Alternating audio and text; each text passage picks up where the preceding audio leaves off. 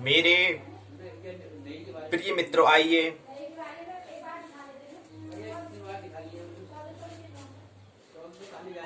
9 दिसंबर 2020 भूमंज ज्योतिष पाठशाला स्वाध्याय बीजेपी स्वाध्याय दिवस 88वां 88 मनोविज्ञान के 14वीं ज्योतिष स्वरूप के 28 दिवसीय की सप्तम दिवस में आइए प्रवेश करें। सबसे पहले महत्वपूर्ण सूर्य उदय कितने बजे? सूर्य उदय 6:55, 1 मिनट और बाद में। अस्त कल की तरह 17:14 में होगा। 1:38 हो चुके हैं, अर्थात 1 घंटा 38 मिनट हो चुका है सूर्यदेव को आए हुए। आइए हम भी दैनिक कार्य के अंतर्गत आने वाले सर्वप्रथम जो मुख्य कार्य है, मुख्य कर्तव्य है, दायित्व है, स्वाध्याय में आइए स्वाध्याय में प्रवेश करें। हम जानते हैं पाठशाला के 2 भाग। पहले भाग का नाम है पाठ्यचर्या, दूसरे भाग का नाम है पाठ्यक्रम। पहले भाग में दो बातों को लेने का हम प्रयास करेंगे। पहले मुख्य प्रसंग, हम पंचांग की हमारे पास कैसे समझ हो, उसको लेने का प्रयास। मुख्य प्रसंग यह रहेगा, मुख्य प्रकरण मेन टॉपिक यह रहेगा। 5 अंग, पंचांग वाला 5 अंग की हमें कैसे समझ होनी चाहिए, उसको समझने का प्रयास यहां पर करेंगे। और दूसरा, ज्योतिष से संबंधित ही एक सूचना है। सूचना क्या है? एक टॉपिक है, उस टॉपिक का नाम है ब्रह्मचर्य लक्ष्य है या परिणाम। ब्रह्मचर्य लक्ष्य है कि परिणाम, इस पर बात करेंगे। तो आइए पहले इसी प्रसंग को ले लेते हैं। उससे पहले एक सूचना और है। हमने कहा कि कोई अपनी बात को जो हमें साझा करनी होती है, हमारी भाषा का बड़ा महत्व होता है। तो सबसे ज्यादा विश्व में सबसे ज्यादा बोली जाने वाली भाषा है चाइनीज। कितने लोग बोलते हैं? 1 अरब 30 करोड़ लोग चाइनीज भाषा बोलते हैं और दुनिया में सबसे ज्यादा बोली जाने वाली भाषा है चाइनीज। और चाइनीज की भाषा तो अनोखा ही होती है, उसमें हमें चित्र हमें याद रखने पड़ते हैं जी। तो पहली सबसे ज्यादा बोली जाने वाली भाषा चीनी अर्थात चाइनीज है। दूसरी है स्पेनिश, 46 करोड़ लोग इसको बोलते हैं। अब चाइनीज भाषा जो है उसका नाम है मंदारिन नाम, मंदारिन नाम उसको दिया हुआ है। तो सबसे ज्यादा पहले एक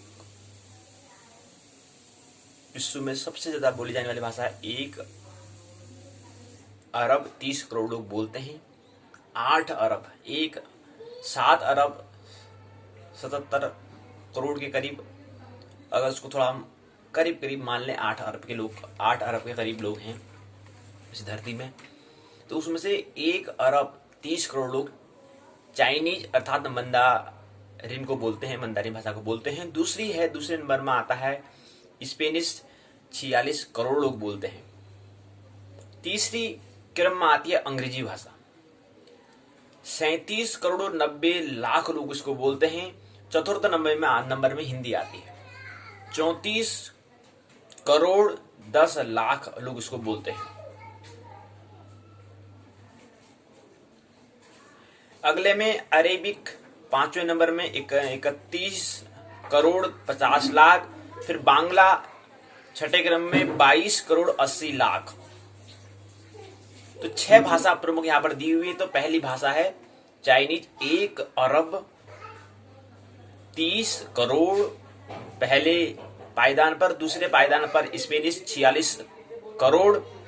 तीसरे नंबर पर अंग्रेजी है 37 करोड़ 90 लाख। हिंदी है चौथे क्रम में, हिंदी चौथे नंबर में आती है 34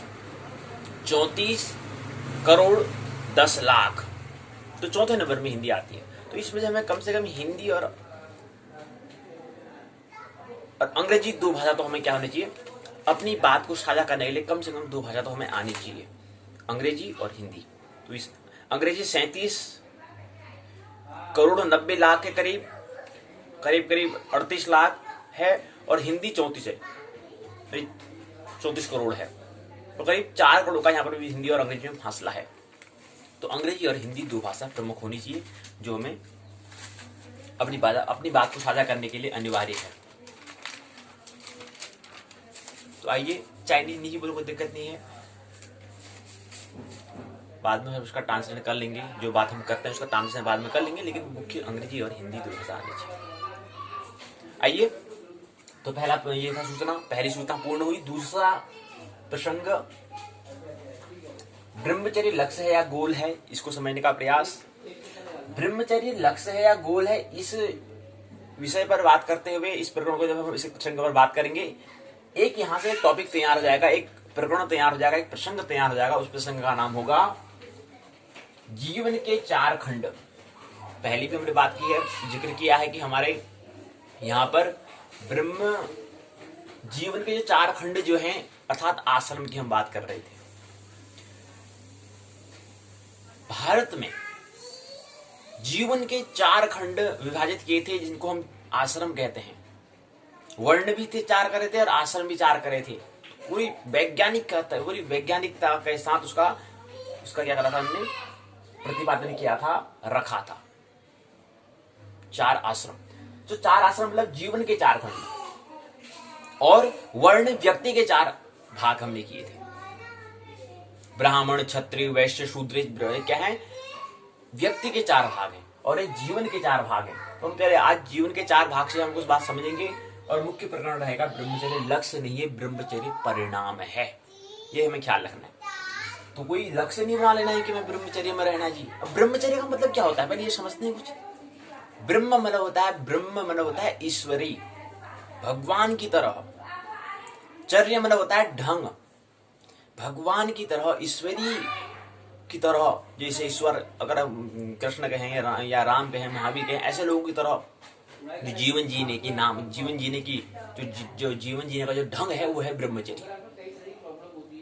जैसे ब्रह्म को अगर अवतार लेना पड़ा तो ब्रह्म का ढंग कैसे होगा, तो वैसे वो ब्रह्मचर्य कहलाता है। तो ब्रह्म की यही चर्या मतलब ढंग, आचरण।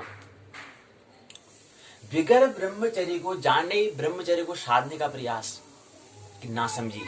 तो पहले ब्रह्मचर्य, जैसे ब्रह्म क्या है उसकी समझ, पहले उसको समझने के लिए हमें क्या करना पड़ता है, जीवन के 4 खंड, आइए इसको समझ लेते हैं। तो ब्रह्म और जीवन में भी थोड़ा फर्क होता है, हमें समझ रखना चाहिए। जीवन क्या है, प्रकृति के अंतर्गत आने वाला तीसरा गुण है, यानी कि सतोगुण कह सकते हैं। जन्म, मृत्यु और जीवन 3 होते हैं, लेकिन ब्रह्म क्या है, प्रकृति के त्रिगुणा के अतीत जो है वो ब्रह्म है, जो मूल है।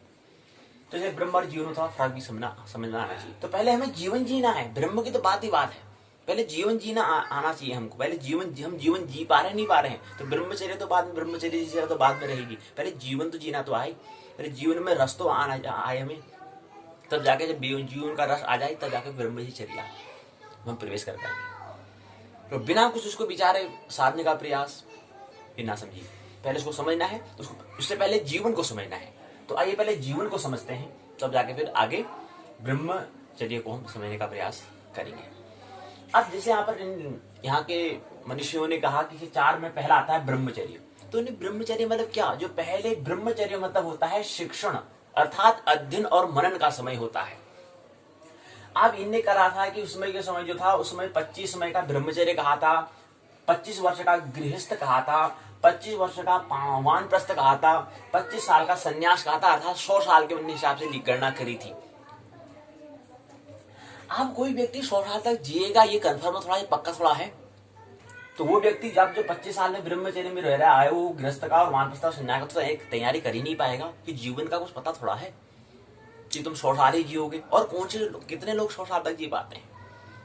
औसत उम्र अगर भारत की करते हैं, तो भारत की औसत उम्र जो है 34 वर्ष से लेकर के 42 करीब हम मानते, तो 42, 34, 36 तो हमें लिख रहे थे, लेकिन थोड़ा उसको अतिरिक्त अगर बात करें तो 42, 40 से 42 औसत उम्र है। 42 वर्ष तक आदमी जीते हैं, और वो तो व्यक्ति तो गृहस्थ और ब्रह्मचर्य गृहस्थ में ही रह जाएगा भाई, वो तो वानप्रस्थ और संन्यास तो उसको समय ही नहीं मिलेगा। तो इसलिए इसको ऐसा नियम हमें नहीं मान लेना है कि ब्रह्मचर्य 25 साल से रहेंगे, गृहस्थ में 25 साल रहेंगे, वानप्रस्थ में 25 साल रहेंगे, तो भाई इतना समय है कहाँ। इसलिए एक ज्योतिष का यहाँ पर ज्योतिष का प्रसंग इसलिए बन जाता है, अब जातक की उम्र कितनी होती है, वो अल्पायु जिएगा, मध्यायु जिएगा, दीर्घायु जिएगा। तो एक ज्योतिष की यहाँ पर भी एक खोज, एक शोध का काम ये होता है कि जो जातक हो, जातक की उम्र कितने साल तक जिएगा उसकी भी गणना करना है, उसकी भी भविष्यवाणी करने का एक उसका भी एक खोज, एक शोध, एक कार्य ज्योतिष का है। तो इस प्रकट को लेने से यहाँ से ज्योतिष का एक प्रसंग आता है, ज्योतिष का एक स्वरूप हमें समझ में आता है, तो इस प्रसंग पर हम बात कर रहे हैं।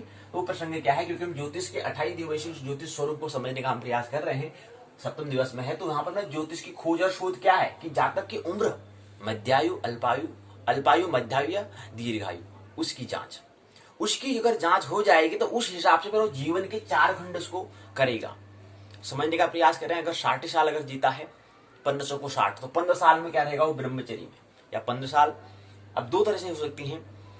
आपको 60 साल है तो 1500 को 60, तो 15 साल से वो 4 भाग कर लेगा, ब्रह्मचर्य, गृहस्थ, वानप्रस्थ और संन्यास, इस तरह से कुछ कर लेगा। या ऐसा कर सकता है, या ऐसा भी अपने हिसाब से आप उसको अपना गणित बैठाना पड़ेगा, क्योंकि जीवन उसको जीना है, उस व्यक्ति को जीना है। तो व्यक्ति का निर्भर होता है उसको कैसे जीना है, उसको किस ढंग से चलना है। तो उसके लिए अपना ढंग नहीं बना सकते हैं कि हम 25 साल ऐसे जीव वाला, उसको ढंग उसको चुनना होगा कि उसको कैसे जीना है।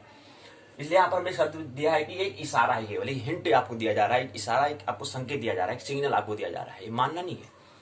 तो हमने इसको ऐसे बनाया कि अगर 25 साल है कोई व्यक्ति है तो 25 साल तक ब्रह्मचर्य में, और ब्रह्मचर्य का मतलब होता है कि शिक्षण अर्थात अध्ययन और मनन करने का समय। उस समय में चिंतन करना होता है, मनन करना होता है, ब्रह्म को समझना होता है, अस्तित्व है क्या, कैसे है, विज्ञान को, कला को, संगीत को, ध्यान, प्रेम, ये सब क्या है अध्ययन मनन में था 25 वर्ष में व्यतीत हो जाता है। तो यहाँ पर पहले हमें समय देना होता है। तो इसलिए इसको ऐसा समय मतलब क्या, ब्रह्म को समझने का प्रयास करते हैं, इसलिए इसको ब्रह्मचर्य उन्होंने क्या कहता है पहला भाग नाम दे दिया। आगे जो 4 भाग होंगे वो ब्रह्मचर्या फिर होगा, वो बाद में जो चतुर्थ भाग जो संन्यास है, संन्यास और ब्रह्मचर्य जो मतलब जो संन्यास में हम करने वाले हैं उसको पहले ब्रह्मचर्य में ही शिक्षण उसका हो जाना चाहिए, उसका ही अध्ययन हो जाना चाहिए, उसका ही मनन हो जाना चाहिए, ये बताने का प्रयास ब्रह्मचर्य में, अर्थात ब्रह्मचर्य को हम शिक्षण कहते हैं। टीचिंग का समय जो है तो 25 वर्ष होता है। अब 25 वर्ष कम से कम तो नहीं कर सकते हैं, कम से कम करेंगे तो 21 तो कम से कम उसको कर सकते हैं। अगर कोई व्यक्ति उसको बैठाना चाहता है उसको अपने समय की, उसको पहले सबसे बड़ी खोज तो यही करनी होगी उसकी उम्र कितनी रहेगी, वो कितने साल तक जिएगा, ये पहले पता उसको चल जाए तो उस हिसाब से फिर वो अपने आप को करेगा। लेकिन दूसरी बात ये भी समझना है, क्योंकि ये जो हम बात है पूरी शिक्षा जो पूरी मनस है, सबसे बड़ी महत्वपूर्ण बात होती है कि अगर हम शरीर से अगर नहीं भी हो रहे लेकिन मन से हमारी तैयारी हो जानी चाहिए। कहने का मतलब है ब्रह्मचर्य में ही संन्यास की तैयारी हो जानी चाहिए, मनस से। साइकोलॉजिकली हमें क्या जाना चाहिए, संन्यास तक तैयारी हमें ब्रह्मचर्य ना गृहस्थ में प्रवेश किए ना वानप्रस्थ में प्रवेश किए बिना ही हमारी मनस की तैयारी हमारी क्या हो जानी चाहिए, संन्यास की हो जानी चाहिए ब्रह्मचर्य अवस्था में ही। तो जीवन का पहला खंड हमने बताया शिक्षण और अध्ययन मनन। अब जो हमने ब्रह्मचर्य में जो हमने सीखा, जो हमने अध्ययन किया, जो हमने मनन किया, उसका अब प्रयोग भी तो करना है जी। गुरुजी वहां पर जो हमें महर्षि बता रहे थे, गुरुजी बता रहे थे कि ऐसा ऐसा होता है, ये अनुभव होता है, ध्यान में जाओगे ये चीज होगा, उसको आप क्या करना है, उसको अब प्रयोग भी तो करना है जी, परीक्षण भी तो करना है, टेस्ट भी तो करना है, उसको जांचना भी तो है, परखना भी तो है, गुरुजी सही बोलते नहीं बोलते हैं। तो उसका नाम फिर ठीक ब्रह्मचर्य के बाद उसका आता है गृहस्थ, अर्थात भोगने का समय, जो उसका अनुभव है। तो गृहस्थ मतलब उसके बाद ठीक 25 वर्ष उसका अगला क्रम जो आता है, अगला भाग जो आता है जीवन का खंड, अगला खंड उसका नाम है गृहस्थ। गृहस्थ का मतलब होता है प्रयोग करना, परीक्षण करना, एक्सपेरिमेंट करना और टेस्टिंग करना, जांचना कि सही बात है नहीं, वाकई में ब्रह्मचर्य जब आश्रम में थे वहां पर जो हमने अनुभव किया था और जो गृहस्थ में जब यहाँ पर प्रयोग में एक्सपेरिमेंट करेंगे तो वहां से हमें अनुभव आएगा। तो अनुभव लाने का प्रयास गृहस्थ में होता है, और बिना अनुभव लाए हुए अगर सीधे ब्रह्मचर्य में साधने का प्रयास करेंगे, इतना छोटी मामूली बात नहीं। ब्रह्मचर्या, ब्रह्म मतलब है प्रकृति के बाहर, मतलब जो व्यक्ति जीवन को ही नहीं समझ पाया, जो व्यक्ति जन्म को ही नहीं समझ पाया, जो व्यक्ति मृत्यु को ही नहीं समझ पाया, जो व्यक्ति प्रकृति के 3 गुणों को ही नहीं समझ पाए, वो खाक समझ पाएगा ब्रह्म की चर्या को। तो ब्रह्म तो प्रकृति के बाहर की बात है, ये हमें समझ रखना चाहिए। तो इसलिए ब्रह्म साधने का प्रयास पहले हमें जीवन को समझना है, जीवन के 4 खंड को हमें समझना है। जो ब्रह्मचर्य में हमने समझा उसको आप क्या करना है, गृहस्थ में प्रयोग करना है, परीक्षण करना है। अगला आता है वानप्रस्थ। वानप्रस्थ मतलब होता है जानने, वानप्रस्थ शब्द को तो समझने का प्रयास करें। प्रस्थ मतलब होता है प्रस्थान, एक शब्द नाम सुना होगा प्रस्थान, लेकिन यहाँ पर प्रस्थान को पूरा नहीं लिखा है, प्रस्थ लिखा है बस। प्रस्थान नहीं हुआ है, मतलब जान चले नहीं गया, प्रस्थान नहीं हुआ है वो। प्रस्थ मतलब हो रहा है तैयारी हो रही है जाने की। वान मतलब होता है, वान मतलब होता है जंगल को, वान जंगल की तैयारी हो रही है मतलब। गृहस्थ मतलब होता है घर में रहना, घर में रहकर प्रयोग करना, परीक्षण करना, गृहस्थ आश्रम कहलाया। वानप्रस्थ मतलब होता है, प्रस्थ मतलब तैयारी हो रही है, वान मतलब जंगल की ओर, जंगल के लिए प्रस्थान की तैयारी, अर्थात इसको हम नाम देंगे जानने की तैयारी हो रही है। कहां जाने की तैयारी हो रही है, संन्यास, अगले जो क्रम आएगा। तो कहने मतलब है कि वानप्रस्थ घर में रहना है, लेकिन घर में रहने का हमारा रुख कहां हो जाना चाहिए, अब जंगल की ओर हम हो जाने चाहिए। तो ये वो समय जो है वो क्या है, वानप्रस्थ, वो कहलाएगा वानप्रस्थ, वो जीवन का तीसरा खंड कहलाएगा। अगला आता है संन्यास। अब जो वानप्रस्थ की जो हम तैयारी कर रहे थे, जो मैंने हमारी जो तैयारी हो चुकी थी, प्रिपरेशन हो चुकी थी, अब उसको भी क्या करना है, उसका जो हम तैयारी कर रहे थे, झूला जो बिस्तर हमने बिस्तर में तैयार कर दिया था, जैसे हम तैयारी करते हैं, हम कहीं यात्रा करने जाने तो पहले तैयारी कर लेते हैं, तो ऐसी तैयारी जीवन के लिए वानप्रस्थ में हमें तैयार हो जाना है, तैयारी कर लेनी है। बिस्तर हमें पकड़ना, झोला बैग जो है बिस्तर को हमें तैयार कर लेना है, पैक कर लेना है। संन्यास का जैसी उम्र आएगा तत्क्षण वहां से फिर बस चले जाना है। फिर संन्यास का मतलब होता है डूब जाना, परमात्मा में, ब्रह्म में, परमात्मा में डूब जाना। जो हम ब्रह्मचर्य में जो हमें शिक्षण दिया जा रहा था, जो मनन किया जा रहा था, वो हमें, अर्थात 3 ब्रह्मचर्य, गृहस्थ, वानप्रस्थ में प्रकृति के अर्थात जीवन को हमने समझा। चौथे जीवन के चौथे खंड में संन्यास, अर्थात जो ब्रह्मचर्य जो हम कह रहे थे, ब्रह्मचर्या जो हम कह रहे थे, ब्रह्म जैसा अनुभव जो हम कह रहे थे, वो अनुभव में क्या जाना, हमें लीन हो जाना है, अर्थात डूब जाना है, ये संन्यास कहलाएगा। हमने उदाहरण के तौर पर बताने का प्रयास किया है। एक व्यक्ति है, उसने 0 से 25 वर्ष तक ब्रह्मचर्य में रहता है, अर्थात शिक्षण करता है, अध्ययन करता है, मनन करता है। इसमें 25 से कम अगर करने का प्रयास करते तो 21 कर सकते हैं, नहीं तो कम हो नहीं सकता है, क्योंकि ब्रह्मचर्य अर्थात शिक्षण, अध्ययन, मनन में समय लगता है, ये ख्याल में रखना चाहिए। कोई किसी व्यक्ति के लिए अपवाद हो जाएगा, वो 21 वर्ष में कर लेगा या कम वर्ष में कर लेगा, लेकिन नहीं, औसतन क्या है, 25 वर्ष उसको अध्ययन करने का समय देना चाहिए। ब्रह्मचर्य मतलब शिक्षण, अध्ययन, मनन का समय उसको मिलना चाहिए। उसका गृहस्थ में प्रयोग परीक्षण करने के लिए, जिसकी यहाँ पर भी 25 वर्ष, यहाँ से भी हम कम नहीं कर सकते, यहाँ पर उसको समय मिलना चाहिए प्रयोग करने के लिए और परीक्षण करने के लिए। उसके बाद इसको हमने दिया 26 से 50। उदाहरण पर हमने बताया कि 2025 के पहले दिन के पहले महीने के पहले दिन। तीसरा आता है वानप्रस्थ, 51 से 64 वर्ष। यहाँ पर थोड़ा हमने कम कर दिया, यहाँ पर हम 14 वर्ष कर सकते हैं। अब हम कल्पना कर सकते हैं अब, लेकिन महत्वपूर्ण बात होती है कि उम्र क्या है पहले ये पता चलनी चाहिए, वो तो पता है नहीं, लेकिन एक हम अपना हिसाब हम कर सकते हैं कि हम एक अनुमान, एक मन से तैयारी तो हमारी हो जानी चाहिए, लेकिन फिर भी एक उसको थोड़ा बौद्धिक तल पर हम कर सकते हैं कि हाँ यार, वानप्रस्थ में क्या आना, 51 से 64 वर्ष तक रहना, 14 वर्ष हमें वानप्रस्थ मतलब वन के लिए रुख हमें तैयारी कर लेनी है, पहले हमें 14 वर्ष तैयार हो जाना है। जैसे ही हमारा 65 वर्ष उम्र होगी, तत्क्षण हम संन्यास की ओर अर्थात परमात्मा ब्रह्म में लीन हो जाएंगे। फिर उसमें डुबकी लगानी है उसमें आप। तो संन्यास के लिए हम 65 वर्ष उम्र प्रारंभ होगा, तत्क्षण हम संन्यास की ओर। 2063 की अगर हम बात करें, एक दृष्टांत के तौर पर देखें तो 2063 में रुख कर लेना है संन्यास की ओर। तो 51 से 14 वर्ष वानप्रस्थ में, अर्थात वान मतलब प्रस्थ मतलब तैयार की हमें हो जाना है, रुख हमें जंगल की ओर में रुख कर लेना है। उसके बाद संन्यास क्या है, 65 जैसे ही 64 वर्ष पूर्ण हो जाते हैं, 65 वर्ष का जो पहला दिन प्रारंभ जो गणना होगी शुरू 2063 अर्थात 2064 के पहले महीने का पहले दिन जैसे ही प्रारंभ हो जाता है, तत्क्षण हमारे क्या जाने संन्यास की ओर हमें प्रवेश कर देना चाहिए, बिना कुछ रुके, बिना कुछ टोके। तत्क्षण 65 वर्ष की उम्र में संन्यास की, 64 वर्ष की उम्र में संन्यास की ओर में प्रवेश कर देना चाहिए। सेलिबसी ब्रह्मचर्य का मतलब होता है, सेलिबसी मतलब ये थोड़ा नेगेटिव, इसका जो हम अनुवाद जो कर रहे हैं आंग्ल भाषा में कर रहे हैं, तो ये क्या है, इसका नेगेटिव, एक नकारात्मक अनुवाद है, दृष्टांत है। लेकिन ब्रह्मचर्य मतलब क्या, एक पॉजिटिव इसकी डेफिनेशन हो रही है। ब्रह्मचर्य जो शब्द है वो एक पॉजिटिव सकारात्मक है, और एक जो इसका अंग्रेजी में सेलिबसी बोलते हैं, ये इसका नकारात्मक है। तो इसलिए ब्रह्मचर्य जो शब्द है इसके लिए ठीक उसका पर्यायवाची शब्द ठीक नहीं मिल पाता है। तो ब्रह्मचर्य मतलब कोई हमारी भाषा ऐसी है कि भारत में ऐसी भाषा है जिसका आंग्ल भाषा में उसका रूपांतरण नहीं हो सकता है, तो वैसे में ब्रह्मचर्य भी आता है। ब्रह्मचर्य पॉजिटिव बता रहा है, जबकि सेलिबसी जो उसका मतलब ब्रह्मचर्य का मतलब सेलिबसी होता है वो नकारात्मक है, मतलब अविवाहित रहना, कुमारा अवस्था होता है। सेलिब्रेसी मतलब होता है कुमारावस्था, मतलब ब्रह्मचर्य। वैसे यहाँ की भाषा में है, वहाँ की भाषा में कुमारावस्था मतलब अविवाहित रहना, ना ओ मतलब नहीं कुछ करना, मतलब वो होता है इसका मतलब।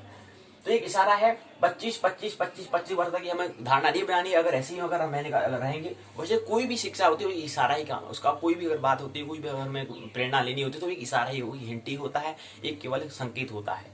तो इसलिए कोई भी बात शिक्षा होनी है, और खासकर इसके लिए तो जीवन के 4 खंड को 25 वर्ष में ऐसे नहीं मानना है। 25 वर्ष का ब्रह्मचर्य, 25 वर्ष का गृहस्थ, 25 वर्ष का वानप्रस्थ, 25 वर्ष का संन्यास, ऐसा मानने का अगर प्रयास करेंगे तो वैसे तो हम वानप्रस्थ संन्यास का तो अनुभव ले नहीं पाएंगे।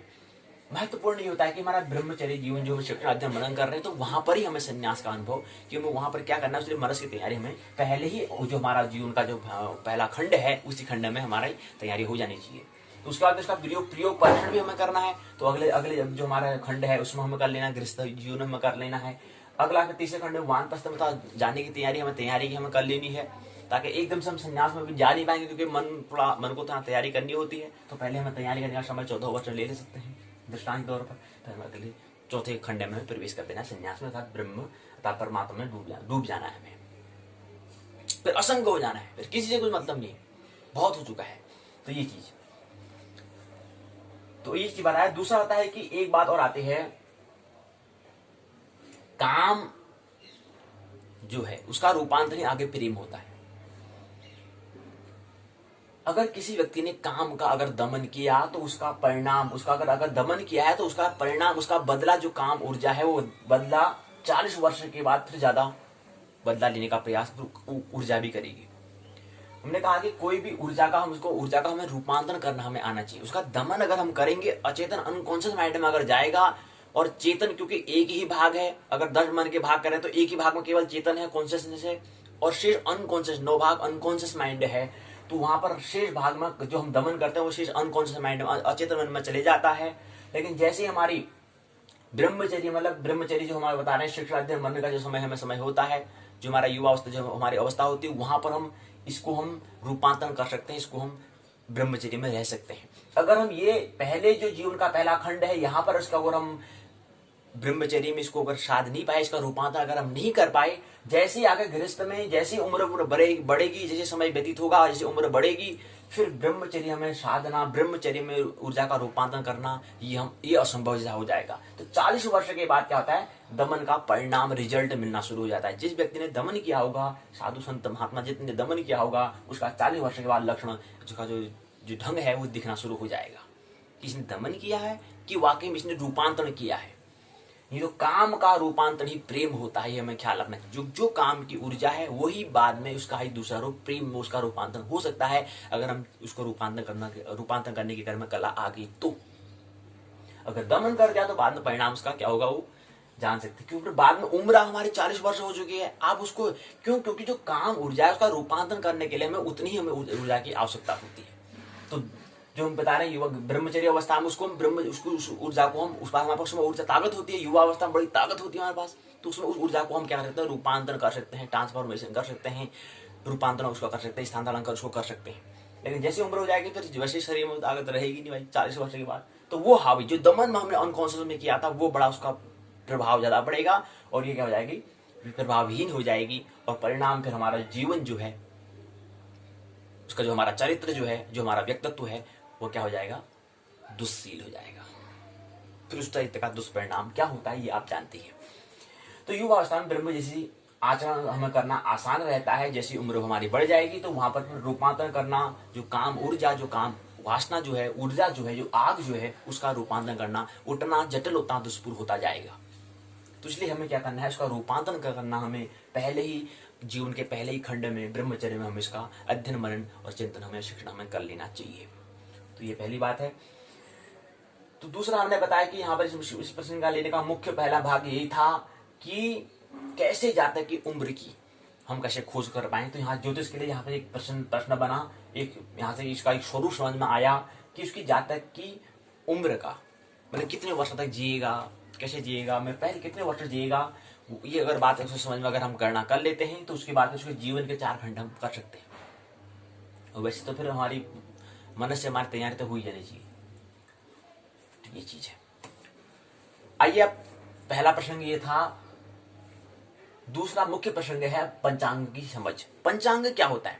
पंच मतलब 5 जिसके अंग वो पंचांग कहलाता है। पहला होता है तिथि, दूसरा होता है वार, तीसरा होता है नक्षत्र, चौथा होता है योग, पांचवा होता है करण। तिथि में हम समझने का प्रयास करेंगे सूर्य चंद्र के मध्य अंतर, पहले चरण में, दूसरे में भारतीय तिथि की गणना, तीसरे में तिथि के प्रकार, चौथे में क्षय, वृद्धि, तिथि और महीने, मास की हम बात करेंगे। तो 4 प्रकरण में तिथि को समझने का प्रयास करेंगे पहले चरण में। दूसरे चरण में, चरण मतलब होता है पड़ाव, बड़ा जो हमारा जिसे हम चलते ना,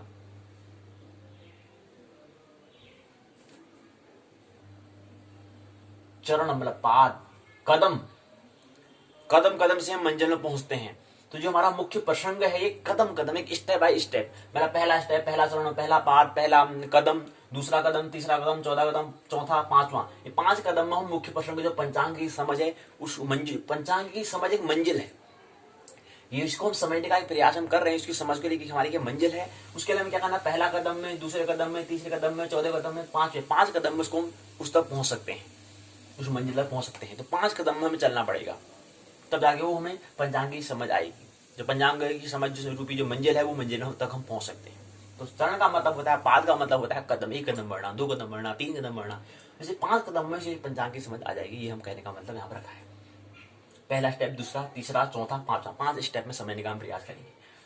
तो 5 में, दूसरे में वार 7 वार होते हैं, रवि, सोम, मंगल, बुध, बृहस्पति, शुक्र, शनि। चरण तीसरे में नक्षत्र, नक्षत्र का, चंद्र का नक्षत्र भोग काल, सूर्य का नक्षत्र भोग काल, नक्षत्र का क्रम, नक्षत्र 27 होते हैं, अश्विनी भरणी, कृत्तिका, रोहिणी से लेकर के 27 नक्षत्र होते हैं, नक्षत्र का क्रम। फिर अगला एक अभिजित नक्षत्र होता है जो किसी के मध्य में आता है। 28वें नक्षत्र के हम कहते हैं ना कि 28वें नक्षत्र की उसकी नाम उसका है, लेकिन वो 27वें नक्षत्र का जो उसका जो भाग है उसी भाग में अंतर आता है, थोड़ा एक नक्षत्र का यहाँ से, थोड़ा यहाँ से, दोनों को से एक नक्षत्र बनता है, और अन्य नक्षत्रों के अपेक्षा का मान भी कम होता है। इसलिए 28वें नंबर में अभिजित नामक नक्षत्र भी होता है, उसको समझने का प्रयास। अगले में योग, 27 योग होते हैं, उसको समझने का प्रयास। चरण, कर्ण, अगले चरण 5वें में कर्ण, 11 कर्ण होते हैं, उसमें एक महत्वपूर्ण भद्रा, वृष्टि कर्ण आता है, भद्रा कर्ण आता है, उसको समझने का प्रयास करेंगे। पर यहीं पर 5 कदम में हम अपना मंजिल पूर्ण कर लेंगे, पंचांगी समझ रूपी मंजिल को पूर्ण कर लेंगे। आइए समझें, इसको लेते हैं। जगत की सभी स्थिति गति काल पर आधारित होती है, टाइम पर, काल पर, बल्कि काल के समय के परिप्रेक्ष्य में है। काल जो है, काल अर्थात समय के परिप्रेक्ष्य में है। समय को मापने के लिए हर एक देश में अलग अलग पद्धतियां अपनाई जाती हैं। अब देखो ना, समय हम जो कह रहे हैं, काल जो कह रहे हैं, समय के बाद काल, काल के बाद शाश्वत। तो समय को मापने के लिए हम अलग अलग पद्धतियां होती हैं। तो भारत में भी एक पद्धति है जिसमें वार, तिथि, नक्षत्र, योग और करण 5 अंग रूप वाले जो काल है उसको हम पंचांग कहते हैं। ऐसा पुस्तक जहां पर तिथि, वार, नक्षत्र, योग, करण, ये 5 अंगों के बारे में जहां पर बताया गया वो पंचांग कहलाएगा। ऐसे जैसे 5 इसके अंग हो। तो हम ये जो पंचांग कह रहे हैं वहां पर हम क्या कर रहे हैं, वहां पर हम गणना कर रहे हैं समय की। तो पहला आता है तिथि। भारत ज्योतिष शास्त्र, ज्योतिष में सूर्य और चंद्र की साक्षी रचना से की गई है, मतलब सूर्य और चंद्र के हिसाब से हम यहां पर गणना कर रहे हैं। तो भारत की जो तिथि है, आंग्ल भाषा की जो तारीख है, डेट और जो तिथि है उसमें फर्क होता है, आपने देखा हुआ होगा, तो अंतर होता है। सूर्य और चंद्र एक राशि में एक अंश पर युति पर आते हैं, तब अमावस्या आती है। उसके बाद सूर्य और चंद्र के बीच में 12 अंश का समय आता है। सूर्य और चंद्र के 12 अंश आगे तब एक तिथि पूर्ण होती है, मतलब 12 अंश की एक तिथि होती है। सूर्य और चंद्र 2 खगोलीय पिंड हैं, एक जगह चंद्रमा, एक जगह सूर्य। इन दोनों के बीच में कुछ अंश बनता है और दोनों निरंतर गतिशील है। तीसरा एक पिंड पृथ्वी भी है, अन्य पिंड भी हैं, लेकिन मुख्य अभी 3 पिंडों की बात कर रहे हैं। तो 3 पिंड, तो यहाँ पर सूर्य है, यहाँ पर चंद्रमा है, कहीं मध्य पर पृथ्वी भी होगी, कहीं आगे पीछे चलता रहेगा, क्योंकि तीनों गतिशील हैं, ये क्रम चलता रहता है। लेकिन मुख्य भी हम यहाँ पे जब गणना कर रहे हैं तो तीनों के हिसाब से भी गणना हम कर सकते हैं। पृथ्वी की गति के हिसाब से भी गणना कर सकते हैं समय की, चंद्रमा के हिसाब से भी कर सकते हैं, और सूर्य की गति के हिसाब से भी गणना कर सकते हैं समय की। समय का हिसाब किताब हम कर सकते हैं। लेकिन यहाँ पर सूर्य और चंद्रमा के बीच का जो अंश बन रहा है उसकी हम तिथि हम यहाँ पर बात कर रहे हैं। मतलब चंद्रमा का सूर्य के बीच में जो अंतराल हो रहा है उसके हिसाब से हम तिथि की बात हम करते हैं। जो तिथि जो हम कहते हैं वो सूर्य और चंद्रमा के बीच के अंतर के बीच में होता है। तो पहले सूर्य और चंद्रमा के बीच में जो अंश, जो पहला जो अंतर आएगा, पहली तिथि मतलब 12 अंश का जब अंतर होगा, कुछ न कुछ अंतर होगा, लेकिन जब हम कहीं से शुरू कर रहे हैं वहां से अगर 12 अंश का अंतर है तो पहली तिथि, फिर ऐसी 12 12 12 करके 30 अंश होते हैं। 30 15 तिथि एक, अब 30 इनकी मास, फिर बाद आगे फिर महीना बनेगा। महीने तो बाद में बनता है, पहले तिथि से ही तो महीने बनता है, उसको समझेंगे। पक्ष के 2 पक्षों के योग से महा बनता है। तो पहले उसको समझने का प्रयास करें। हमने कहा कि एक दोनों के बीच में कुछ अंश बन रहा है, कुछ थोड़ा दूरी, कुछ उसका अंश बन रहा है। कहने का मतलब ऐसा है, समझे कि यहाँ पर सूर्य है, यहाँ पर चंद्रमा है, तो इन दोनों के बीच में कुछ न कुछ थोड़ा बहुत ऊंचे नीचे में कुछ अंश बनता है, कुछ डिग्री बनती है। उस डिग्री को हम कहने का प्रयास। अब दोनों गति कर रहे हैं, कुछ कुछ आगे दूरी ऊपर नीचे जब दाएं बाएं होता रहेगा, एक समय नहीं रहेगा, तो उसी को हम बताने का प्रयास। 12 अंश का जब अंतर होता है तो एक तिथि हो जाती है, फिर 12 दुना, फिर 12 और होगा तो 24 अंश का दूसरी तिथि, 36 की तृतीय, 48 की चौथी, 60 की पांचवी, 72 की छठी, 84 की सातवीं, 96 की आठवीं, 108 की 9, 120 की 10वीं, 132 की 11वीं, 144 की 12वीं, 156 की 13वीं, 168 की 14वीं, 180 की 15 तिथि होती है। लेकिन अभी 180 अभी पूरा चक्र नहीं बना, अभी पूरा वर्तुल को हम 360 ही कहते हैं। अभी तो 360 नहीं हुआ, अभी तो केवल 180 हुआ है, मतलब आधा भाग हुआ है, आधा भाग अभी और शेष है। तो 180 अंश में 15 तिथि हो जाते हैं। तो ये 15 तिथि जो आधा भाग है उसका नाम हम पक्ष कहते हैं। पक्ष मतलब आधा भाग और आधा भाग। तो पक्ष के तरह 2 होते हैं, मतलब आधा जो हम कह रहे हैं, आधा भी कह सकते हैं और इसको पक्ष भी कह सकते हैं। तो आधा जो हो चुका है, एक पूरा एक वर्तुल जो बनना था, पूरा एक वर्तुल अभी बना नहीं है, अभी आधा ही वर्तुल बना है, तो आधा वर्तुल को हम पक्ष कहते हैं। अब पक्ष 2 होते हैं। अब जहां पर उजाला उजाला जैसा हो रहा है तो वहां पर शुक्ल कहेंगे, जहां पर अंधेरा अंधेरा जैसा हो रहा है कृष्ण कहेंगे। तो कृष्ण और शुक्ल नामकरण उसका रखा गया है। जहां पर उजाला जैसा होगा वहां पर शुक्ल कहेंगे, जहां पर अंधेरा जैसा हो रहा होगा, अंधेरा बढ़ रहा होगा, उसको हम कृष्ण कहेंगे। तो इसे अभी तो हम 15 तिथि, तो 15 से मतलब 30 तिथि से क्या बनता है, एक माह बनता है। इनकी 2 पक्षों के योग से एक महीना बनता है। तो जैसे ही 15 तिथि हुई तो अमावस्या का गणना हम करते हैं, तो ऐसे 180 आधा और होता है, तो मिलकर क्या बनता है, एक माह बनता है। और एक महीने में 30 तिथि होती है। और 30 तिथि क्या है, सूर्य और चंद्रमा के बीच के अंतर, जो अंश जो डिग्री बन रहा है उसको हम कहते हैं। उसके हिसाब से हम जो गणना कर रहे हैं, सूर्य और चंद्रमा के मध्य में होने वाले जो ऊंच नीच का जो भेद है, जो उसमें जो कुछ अंतराल जो बन रहा है, जो उसमें ऊंचा नीचे का जो अंतराल बन रहा है, उसके समय से हम तिथि की गणना हम कर रहे हैं। मतलब कहने का मतलब सूर्य और चंद्रमा के योग से के दोनों के रिलेशनशिप से, दोनों के संबंध से हम समय की जो बात करते हैं, समय की जो गणना कर रहे हैं वो तिथि होती है। तिथि उससे संबंधित, दोनों के संयोग से जो होता है, दोनों के योग से जो समय हम ले रहे हैं वो तिथि। तो तिथि समझ में आ चुकी है। 12 अंश 1 से लेकर के 180 में 15, ऐसे ही 180 और होता है तो वहां 15 हो जाएंगे, तो 15 15 गुना 30 हो जाएगा।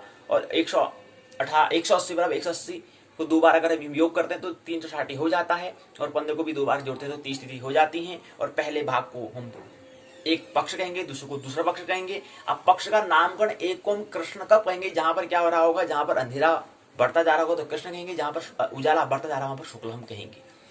तो यहीं पर क्या है, यही हमने समझने का प्रयास। दूसरा आता है भारतीय तिथि की गणना। पहली तिथि को पहली तिथि में एक कम होती है, दूसरे में पहले को हम तिथि को, अब पहली जो तिथि जो हम कह रहे हैं उसका तिथि का नाम भी दिया है।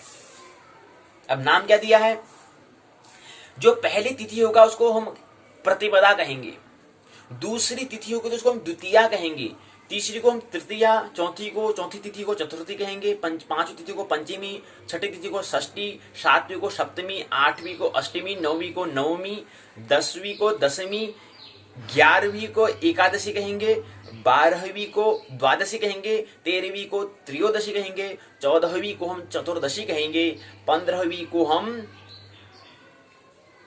अब क्या कहेंगे, 15वीं को हम क्या कहेंगे? दो बात हो सकती हैं। अगर उजाला जैसा हो रहा होगा तो शुक्ल पक्ष पूर्णिमा, और अगर 15वां में अगर दूसरे 15 को अगर क्या होगा, अंधेरा बड़ा हो रहा होगा, जहां पर पूरा अंधेरा, जहां पर चंद्रमा दिखेगा ही नहीं, तो ऐसे 15 तिथि को हम फिर अमावस्या कहेंगे।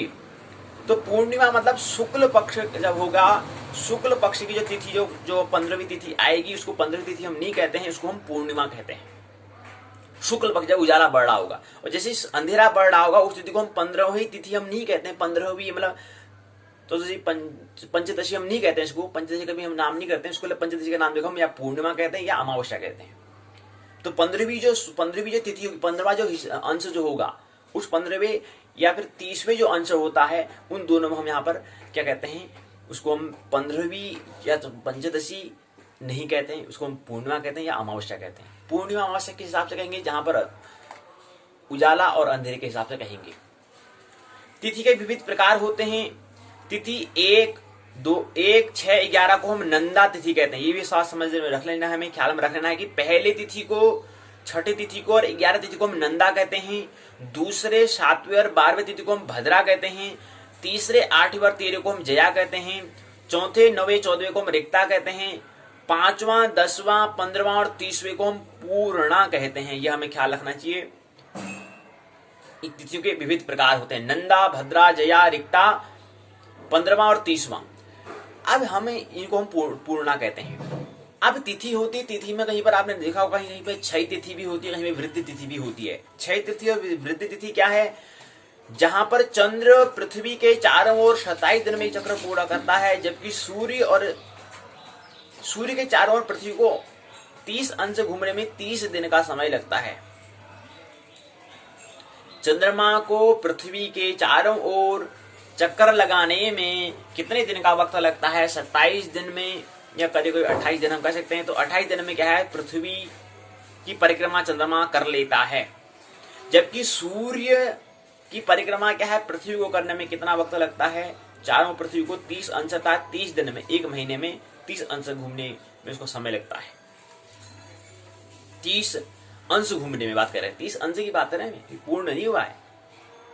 30 अंश की हम बात कर रहे हैं। 30 अंश मतलब 12 36, यानी कि एक माह मतलब 12वें 360 का एक हिस्सा, एक महीना, क्योंकि एक साल में 12 महीने होते हैं, तो 12 महीने मतलब एक महीने में कितने अंश होता है? पृथ्वी एक महीने में कितने अंश गति करती है?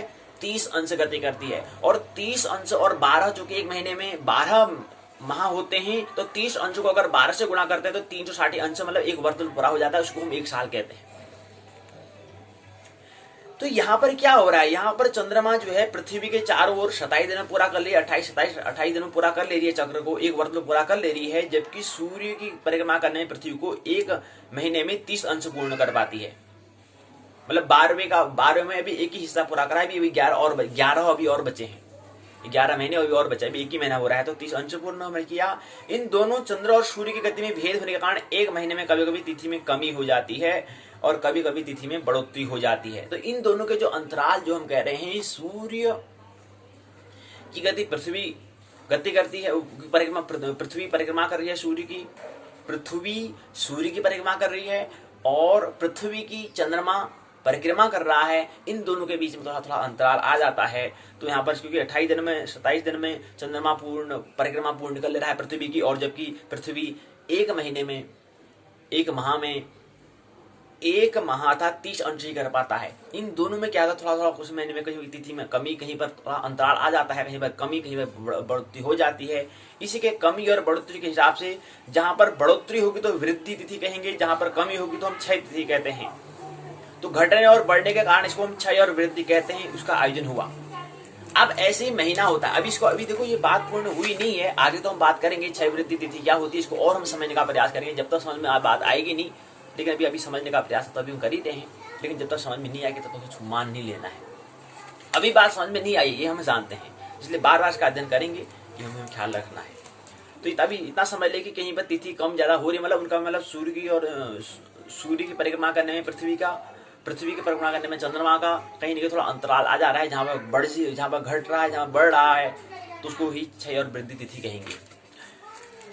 ऐसे यदि मास 6 मास भी होता है, पृथ्वी के 30 अंश घूमने में 30 दिन लग जाते हैं। 360 अंश घूमने में, सूर्य के चारों ओर चक्कर लगाने में 365 दिन का समय लग जाएगा।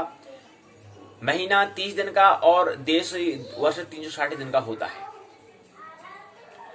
भेद को पूर्ण करने में अंग्रेजी वर्षों के अनुरूप इसको हर 3 वर्ष के बाद अधिमास बढ़ता है। हर चौथे वर्ष में एक अधिमास बढ़ता है, हमें ख्याल रखना चाहिए। उस दिन हमारा दिन जो होता है 365 नहीं होता है, 366 दिन होता है। कभी ख्याल आपने किया 2020 में, 2016 में, 2024 में एक दिन की वृद्धि होती है। एक दिन की वृद्धि होती है, कहने मतलब 28वां जो महीना होता है, जो फरवरी का जो महीना वो 28 न 29 जाता है। तो उस दिन वो क्या है, वो हर चौथे साल में, जैसे 2020 में आया तो अब 2024वें में आएगा। 21, 22, 23 3 साल के बाद चौथा जो साल आएगा, चौथवें साल में एक दिन बढ़ जाता है। उस दिन 365 दिन होकर के 366 दिन होते हैं। अब ये एकाएक बढ़ जाता है क्या? नहीं, प्रतिदिन के हिसाब से मतलब क्या होता है, 6 घंटे का उसमें समय होता है। एक साल में इसको फिर हर तीसरे साल में 6 घंटे का बन जाता है, एक दिन बन जाता है। तो ये में ख्याल रखना चाहिए। तो थोड़ा थोड़ा समय मतलब क्या है, इसको हम तो एक साल के चौथे साल में पूरा एक दिन हम ले लेते हैं, लेकिन प्रतिदिन क्या होता है 6 घंटे का होता है। उस हिसाब से फिर आगे जाके एक दिन बन जाता है।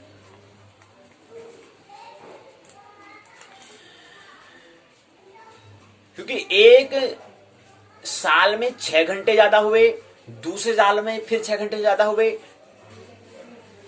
फिर तीसरे साल में फिर 6 घंटे ज्यादा हुई, तो 6 कम 6 दिन बाद 6 चौको 24, हर चौथे साल में फिर 24 मतलब क्या हो जाएगा, 6 चौको 24, हर चौथे साल में फिर एक दिन बन जाता है। तो एक साल में 6 घंटे ज्यादा, दूसरे साल में फिर 6 घंटे ज्यादा, तीसरे साल में फिर 6 घंटे ज्यादा, चौथे साल में फिर 6 घंटे, मतलब 6 चौको 6 प्लस फिर एक 6 आ जाएगा, 24 मतलब 24 घंटे का एक दिन होता है। तो एक दिन वहां बढ़ जाएगा, तो 365 न होकर के 366 हो जाएगा। वो कब होगा? 2024 साल में होगा। फरवरी यहाँ पर 28 न कर 29 जाएगी।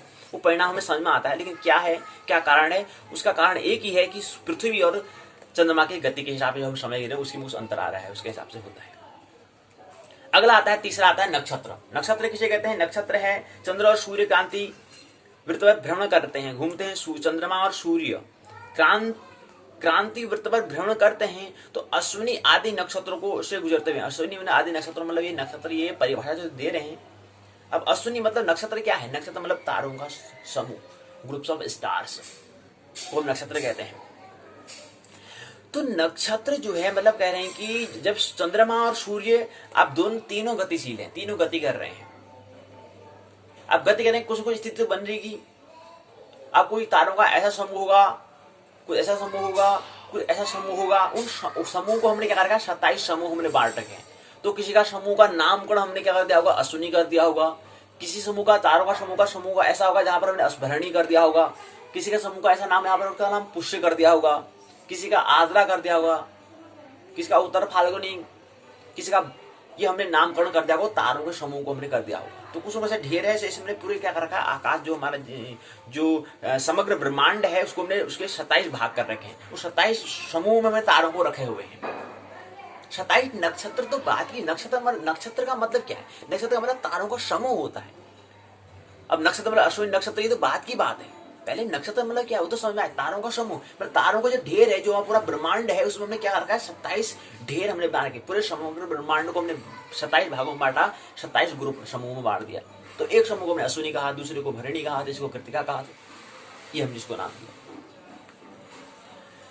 हर एक नक्षत्र सूर्य और चंद्रमा को भ्रमण करते हुए निश्चित समय पर उनको कुछ निश्चित समय लगता है। अब निश्चित समय क्या है? तीनों अपनी, अब जो सूर्य चंद्रमा पृथ्वी जो गति कर रहे, अपने उनका एक पथ है, एक निरंतर पथ है। उसी पथ में गति करते हैं, उसी पथ में वो भी गति कर रहे हैं, सब अपने पथ में गति कर रहे हैं। ऐसा तो है नहीं कि नो पता यहाँ है तो आज यहाँ चलेंगे तो फिर दाएं बाएं हो जाएंगे। अगर दाएं बाएं अगर हो जाएंगे तो फिर दोनों इतने सारे खगोलीय पिंड में आपस में टकराहट नहीं हो जाएगी। तो सबका एक निश्चित पाथ होता है, एक निश्चित पथ होता है। उसी पथ पर क्या करें, भ्रमण कर रहे हैं, घूम रहे हैं, बड़े मस्त से घूम रहे हैं। कभी कोई लड़ाई नहीं करते हैं। कभी भूले बैठ कर थोड़ा बहुत हो जाता हुआ अलग बात है, उल्का बैठने हो जाता अलग बात है, लेकिन उतना नहीं होता, नहीं की बराबरी होता है। तो अपने पथ पर आराम से घूम रहे हैं, भ्रमण कर रहे हैं। तो भ्रमण करते हुए कुछ स्थिति बनती है, कभी अश्विनी की बनेगी, कभी भरणी की बनेगी, कभी आद्रा की बनेगी, पुष्य की बनेगी, पुनर्वसु की बनेगी, पूर्व भालवी बनेगी, उत्तर भालवी बनेगी। तो 27 भाग जो दिए हैं वो समूह की स्थिति बनती रहेगी। तो वही नक्षत्र है। तो 27 नक्षत्र क्या है, अश्विनी, भरणी, कृतिका, रोहिणी। अश्विनी पहली होगी, दूसरी भरणी, तीसरा कृतिका, चौथी रोहिणी, पांचवां मृगशिरा, छठा आद्रा, सातवां पुनर्वसु, आठवां पुष्य, 8वां नक्षत्र पुष्य है, 9वां आश्लेषा, 10वां मघा, 11वां पूर्व फाल्गुनी, 12वां उत्तर फाल्गुनी, 13वां हस्त, 14वां चित्रा, 15वां स्वाति, 16वां विशाखा, 17वां अनुराधा, 18वां ज्येष्ठा, 19वां मूल, 20वां पूर्वषाढ़ा, 21वां उत्तरषाढ़ा, 22वां श्रावण, 23वां धनिष्ठा, 24वां शतभिषा, 25वां पूर्व भाद्रपद, 26वां उत्तर भाद्रपद, 27वां रेवती। और इन कहीं के मध्य में एक अभिजित नक्षत्र भी आता है। अभिजित नक्षत्र आप थोड़ा समझ लें, हम कहते हैं कि चंद्र का नक्षत्र भोगकाल, फिर ऐसे सूर्य का नक्षत्र भोगकाल। अब चंद्र का नक्षत्र भोगकाल मतलब क्या है? चंद्र का नक्षत्र मतलब अश्विनी से लेकर रेवती 27 नक्षत्र में एक चक्कर लगाने में चंद्रमा को 27 दिन 7 घंटे 43 मिनट का समय लगता है और 11.1/2 सेकंड का समय सूर्य को, चंद्रमा को लगता है। 27 दिन 7 घंटे 43 मिनट 11.1/2 सेकंड का समय लगता है। ऐसे ही 12 चक्र पूरे करने में 327 दिन 20 घंटे 38 मिनट 18 सेकंड का जितना समय लगता है। 328 करीब होता है, 328 दिन करीब लग जाते हैं पृथ्वी चंद्रमा को। ऐसे ही 12 चक्कर पूरे करने, 12 चक्कर पूरे करने में, 12 चक्कर मतलब चंद्रमा एक ही गति कर रहा है, हमें ख्याल रखना है। घूर्णन गति नहीं कर रहा है चंद्रमा, चंद्रमा केवल परिक्रमा कर रहा है पृथ्वी की, हमें ख्याल रखना चाहिए। और इसलिए हमें चंद्रमा का हमेशा आधा भाग दिखाई देता है। वो आधा भाग कभी पूर्ण दिखेगा तो पूर्णिमा मतलब आधा भाग का पूर्ण रूप में दिखाना पूर्णिमा कहलाता है। चंद्र के अनुरूप मासिक और वार्षिक नक्षत्र को भोगकाल हम कहते हैं। चंद्रमा के अनुसार महीने के और वार्षिक को ही हम नक्षत्र भोगकाल कहते हैं। तो नक्षत्र चंद्रमा का नक्षत्र भोगकाल हम कहेंगे। ऐसे सूर्य का नक्षत्र भोगकाल, सूर्य का 365 दिन में समग्र क्रांति वृत्त का एक चक्कर पूरा करता है पृथ्वी। सूर्य 365 दिन में समग्र क्रांति वृत्त का एक चक्कर पूरा करता है। इस तरह एक नक्षत्र में भ्रमण करते सूर्य को 13 से 14 दिन लग जाते हैं। 13 नक्षत्रों में सूर्य 13 दिन रहता है, जबकि 14वें नक्षत्र में सूर्य 14 दिन रहता है। इस 365 दिन में सभी नक्षत्रों का भ्रमण पूरा कर लेता है सूर्य का नक्षत्र। इसी को हम कहेंगे सूर्य का नक्षत्र भोगकाल कहेंगे। अगला आता है अभिजित नक्षत्र। हमने कहा इसके मध्य में अभिजित नक्षत्र भी आता है। 28वें नक्षत्र हम कह सकते हैं इसको एक तरह से। इसका शास्त्र में कुछ महत्ता दी गई है, इसलिए इसका हम जिक्र करना अनिवार्य हो जाता है। अब ये 27वें नक्षत्र किसके मध्य आ रहा है? उत्तरषाढ़ा नक्षत्र जो है, ये नक्षत्र उत्तरषाढ़ा नक्षत्र के 4वें चरण की 9वीं राशि 6 अंश 40 कला 0 विकला से लेकर के श्रावण नक्षत्र के प्रथम 1/15 भाग यानी 9 राशि 53 कला 53 अंश यानी कि 9 राशि 10 अंश 53 कला 20 विकला तक है। ये 4 अंश 13 कला 20 विकला के विभाग को हम अभिजित नक्षत्र कहते हैं। तो अभिजित नक्षत्र का जो पूरा नाम है वो कितना है? 4 अंश 13 कला 20 विकला होता है, जबकि एक नक्षत्र का मान होता है 13 अंश 20 कला का मान होता है, और एक चरणाक्षर का मान होता है 3 अंश 20 कला होता है। ये बात समझ में आई कि एक नक्षत्र का मान कितना है? 13 अंश 20 कला एक नक्षत्र का मान होता है। उसका इतना मान होता है, इतना इसका अंतराल होता है, इतना इसका क्या होता है? बीच में अंतराल होता है। जबकि जो अभिजित नक्षत्र हम कह रहे हैं उसका मान 13 केवल 4 अंश है। 4 अंश है, 13 कला है, 20 विकला है। कहने का मतलब है एक चरणाक्षर से थोड़ा बड़ा है। मतलब एक चरणाक्षर का मान 3 अंश 20 कला होता है, एक चरणाक्षर का मान। जबकि अभिजित नक्षत्र का मान क्या है? एक चरणाक्षर के बराबरी के थोड़ा ज्यादा है, अर्थात 4 अंश 13 कला 20 विकला के बराबर। और जबकि एक चरणाक्षर का मान कितना होता है 3 अंश 20 कला होता है, उससे थोड़ा बड़ा है 4 अंश 20। 13 कला 20 विकला थोड़ा बड़ा है, तो थोड़ा बहुत बड़ा होता है, तो इसलिए इसका भी गणना हम करते हैं। लेकिन किसके मध्य में आता है, उत्तराषाढ़ा नक्षत्र के उत्तराषाढ़ा के चौथे चरण के 9वीं राशि, उत्तराषाढ़ा के और श्रावण नक्षत्र के मध्य में आता है।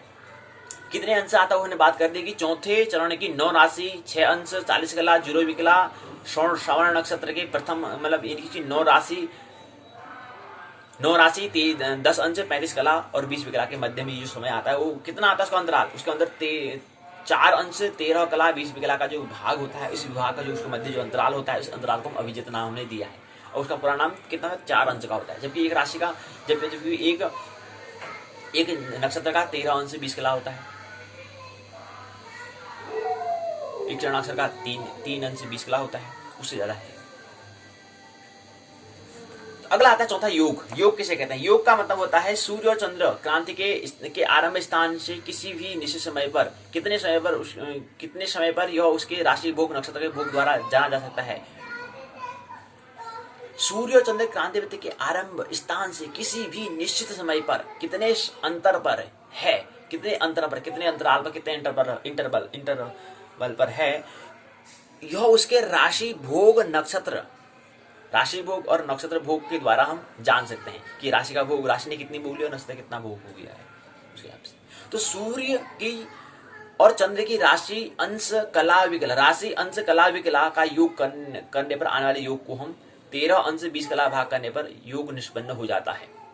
और 13 अंश 20 कला का मान एक नक्षत्र का मान होता है। अगर उसको हम योग कला से जो 13 अंश 20 कला से अगर भाग करने पर योग को अगर इसे हम भाग करते हैं सूर्य चंद्र आदि राशि की राशि अंश कला विकला का योग करने पर आने वाला जो योग होता है उसको हम अगर से एक नक्षत्र से उसको नक्षत्र का मान जो है 13 अंश 20 कला से अगर भाग देते हैं तो जो योग आएगा उसको हम योग कम से नाम दे देंगे। तो योग कितने होते हैं 27 योग होते हैं। जितने 27 नक्षत्र है उतने योग का मतलब कुछ जुड़ना, कुछ मिलन, कुछ संयोग, कुछ योग होना, कुछ जुड़ना, कुछ जुड़ता है। उस जितने जुड़ते 27 नक्षत्र से कुछ हो रहा होगा तो इसलिए 27 योग हमने कहा। अब कैसे योग को थोड़ा यहाँ पर उन्हें बताने का प्रयास यहाँ पर किया गया है। 27 योग हैं। पहला है विश्वकुंभ, दूसरा है प्रीति, तीसरा है आयुष्मान, चौथा है सौभाग्य, पांचवा शोभन, छठा अतिगढ़, सातवां सुकर्मा, आठवां धृति, नवां शूल, 10वां गंध, 11वां वृद्धि, 12वां ध्रुव, 13वां व्याघात, चौथा हर्षण, 15वां वज्र, 16वां सिद्धि, 17वां व्यतिपात, 18वां वरियान, 9वां परिघ, 20वां शिव, 21वां सिद्धि, 22वां साध्य, 23वां शुभ, 24वां शुक्ल, 25वां ब्रह्म, 26वां ऐनेन्द्र, 27वां वैधृति। ये 27 योग होते हैं। 27 नक्षत्र हमने बता दिया, ऐसे 27 योग भी होते हैं। अगला 5वां आता है कर्ण। कर्ण जो होता है तिथि का आधा होता है। और कितने कर्ण होते हैं, चर 2 तरह से होते हैं, चर और स्थिर होते हैं, गतिशील और अगतिशील, मूव्ड और मूव करने वाले और रिमूव करने वाले, गति और स्थिर रहने वाले। तो चर और अचर, चर और स्थिर और अस्थिर, चर और अचर। चर में आते हैं बव, बालव, कौलव, तैतेल, गर, वड़िज, वृष्टि या भद्रा। और स्त्री में जो अचर में जो आते हैं शकुनी, चतुष्पद, नाग, किस्तुधन। ये 4 क्या है, अर्थात चर क्या है 7 होते हैं, 4 गतिशील कर्ण 7 होते हैं, स्थिर 4 होते हैं। तो 7 4 11 क्या होते हैं, कर्ण होते हैं। ये हमें समझ बात आ गई। तिथि और कर्ण के मध्य में एक तिथि में 2 कर्ण होते हैं, ख्याल रखना चाहिए। एक तिथि में 2 कर्ण होते हैं, ये हमें ख्याल रखना है। तिथि का पहला भाग और यहाँ पर पूरा से दिया हुआ है तिथि में। अब देखो तिथि क्या है, 30 तिथि होती है, तो इसको भी पेपर में क्या करते हैं 2-3 बार को पुनरावृत्ति हम कर लेते हैं। भाई 12 पुनरावृत्ति है, सब दिया हुआ है। 1 2 3 पहली तिथि, दूसरी, तीसरी, चौथी तिथि यहाँ पर दी हुई। पहली तिथि, दूसरी, तीसरी, चौथी, 5वीं, 6वीं, 7वीं, 8वीं, 9वीं, 10वीं, 11वीं, 12वीं, 13वीं, 14वीं, 15वीं। 15वीं तिथि में यहाँ पर क्या है, पहला भाग दिया है, दूसरा भाग दिया हुआ है, मतलब उसकी पुनरावर्तन हो रहा है इसका। दूसरा फिर अगला दिया है तिथि, फिर यहाँ पर पहली, दूसरी, तीसरी, चौथी। अभी क्योंकि आधा ही भाग एक ही पक्ष हुआ है, दूसरे पक्ष की बात करें तो दूसरे पक्ष की तिथि पहली, दूसरी, तीसरी, चौथी, पांचवी, छठी, सातवीं, आठवीं, नौवीं, 10वीं, 11वीं, 12वीं, 13वीं, 14वीं, 15वीं तिथि दी है। इस हिसाब से जो 11 जो करण है और एक तिथि का आधा होता है करण, उसी को आगे पीछे हमने कर रखा है। उसकी पुनरावृत्ति 12वां पुनरावृत्ति से क्या करना है, 30 तिथियों के अंदर उसको हमने रखा है, ये हमने देखा। अगला आता है भद्रा या वृष्टिकरण हम कहते हैं। प्रत्येक महीने में 8 तिथियों पर आती हैं।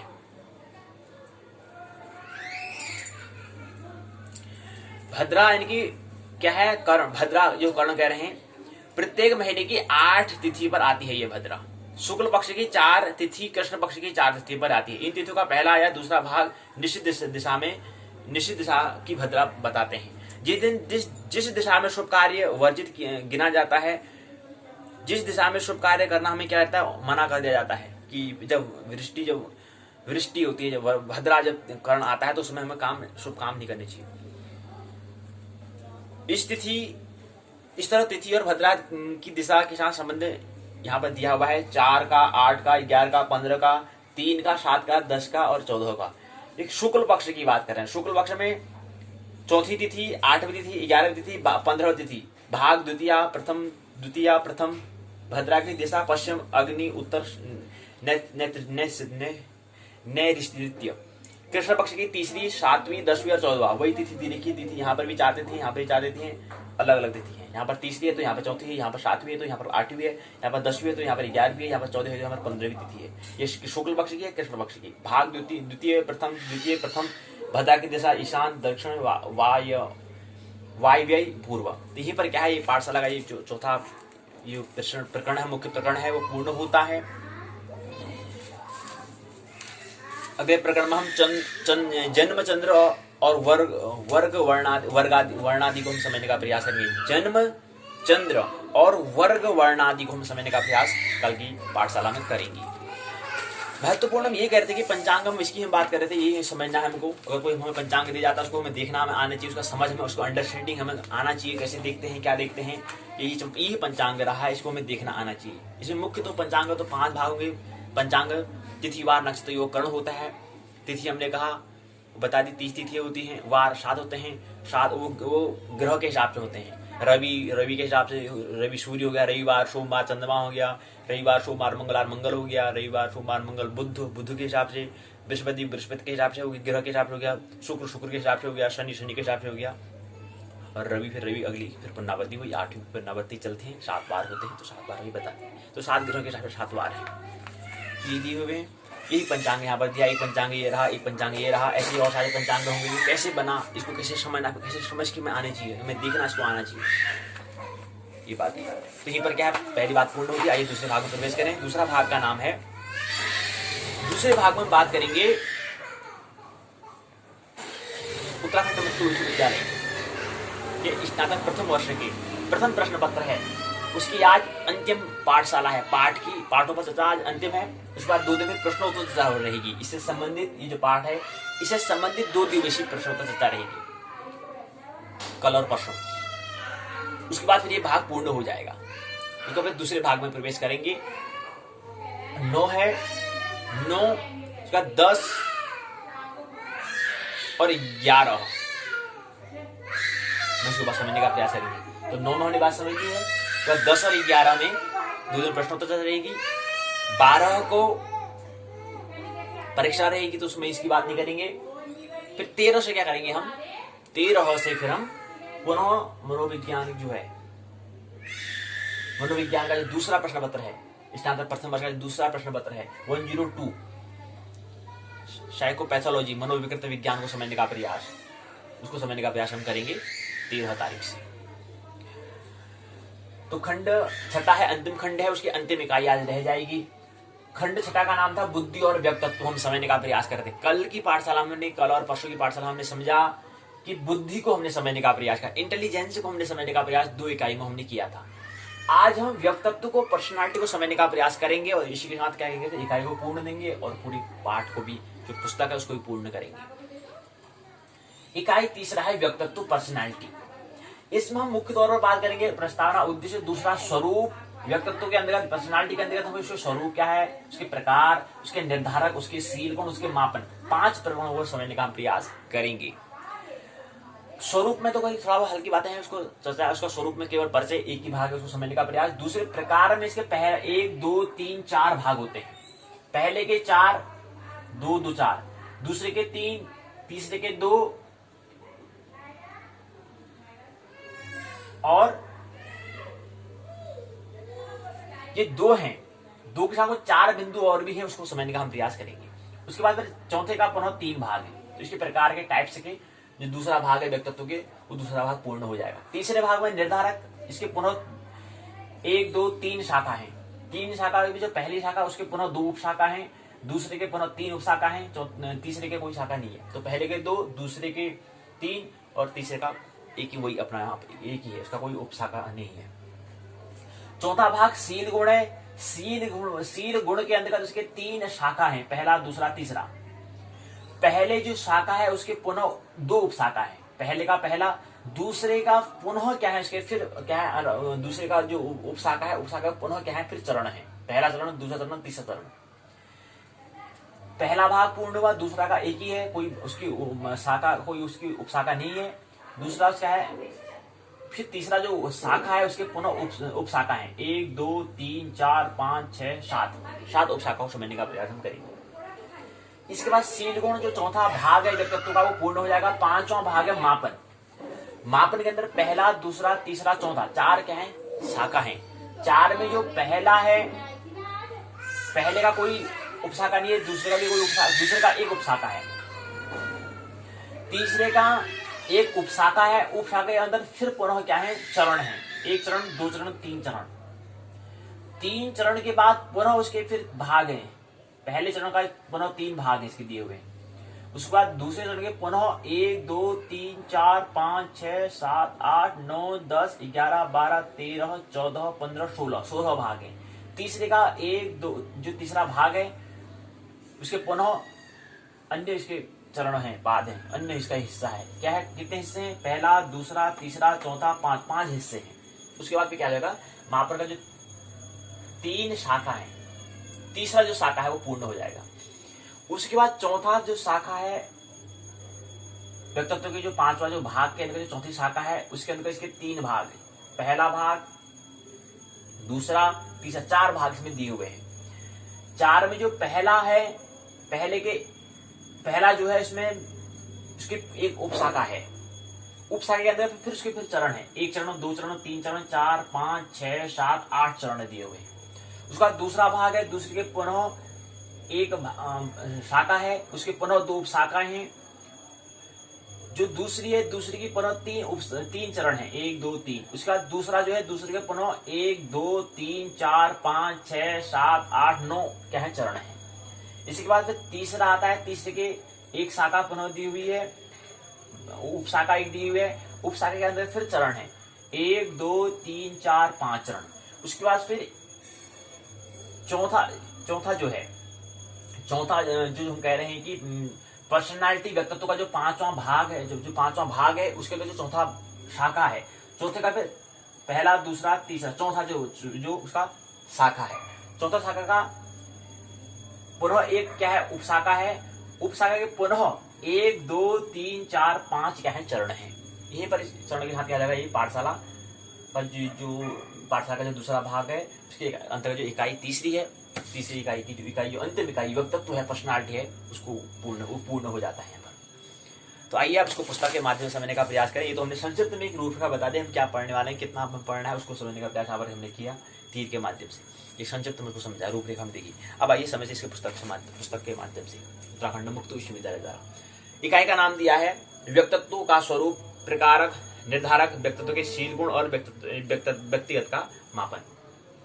व्यक्तित्व का स्वरूप क्या है, उसके प्रकार क्या है, उसके निर्धारक क्या है, उसके व्यक्तित्व के शील गुण क्या होते हैं, व्यक्तित्व का मापन कैसे होता है, इसको समझने का प्रयास करेंगे। प्रस्तावना, उद्देश्य, व्यक्तित्व का स्वरूप, व्यक्तित्व के प्रकार, व्यक्तित्व के निर्धारक, व्यक्तित्व के शील गुण, व्यक्तित्व का मापन, सारांश, शब्दावली, सोममूल्यांक 2 प्रश्न दिए हैं, संदर्भ सूची दी है, निम्नांतर प्रश्न दिए गए हैं। प्रस्तावना दी है, व्यक्तित्व एक जटिल संप्रत्यय होता है। सभी इसको जानने का प्रयास करते हैं कि व्यक्तित्व है क्या, इसका स्वरूप क्या है। हम ये सब जानने का प्रयास करते हैं कि आखिर पर्सनालिटी है क्या, व्यक्तित्व है क्या। हम पर्सनालिटी तो कहते हैं, क्या मतलब होता है पर्सनालिटी का, व्यक्तित्व है क्या। व्यक्तित्व का निर्माण हमें करना होता है। व्यक्तित्व मतलब व्यक्ति, जिसने व्यक्तिगत कुछ अनुभव किया हो, प्रेम का, ध्यान का, भक्ति का, जिन्हें व्यक्तिगत जो इंडिविजुअल जिसने अनुभव कुछ किया है, तो उसका व्यक्तित्व में निखार आता है। उसका कुछ व्यक्तित्व से कुछ प्रेरणा लेने की हमें सीख मिलती है। जिसने व्यक्तिगत कुछ अनुभव किया हो, अकेले में कुछ बैठा हो, कुछ तप की हो, कुछ तपस्या की हो, तो उसका व्यक्तित्व बनता है।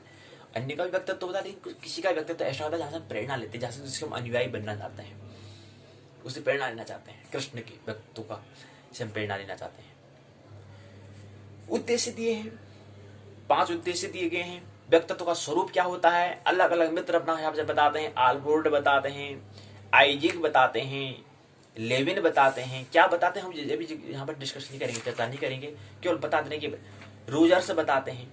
ये 4-5 लोग मित्र को बताते हैं अपने हिसाब से। हमारे हिसाब से व्यक्तित्व क्या है,